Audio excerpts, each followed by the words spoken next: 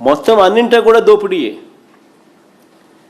ఇక ప్రభుత్వానికి ఆదాయాలు ఎలా వస్తాయి, సంక్షేమము అభివృద్ధి ఎలా నడుస్తుందా, ఎంత అప్పులు తెచ్చినా కూడా ఎలా సరిపోతాయి, అంతా దోచేస్తూ ఉంటాయి. విశాఖపట్నంలో చిన్న ఎగ్జాంపుల్ కూడా, ఉదాహరణ కూడా చెప్తా ఉన్నా, ఏ స్థాయిలో వీళ్ళ దోపిడీ అని అంటే, విశాఖపట్నంలో అత్యంత విలువైన భూమిని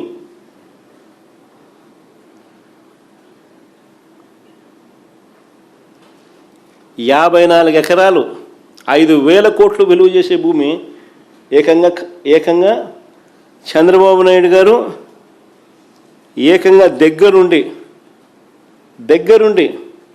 ఆయన సమీప బంధువుకు కట్టబెట్టే కార్యక్రమం చేస్తే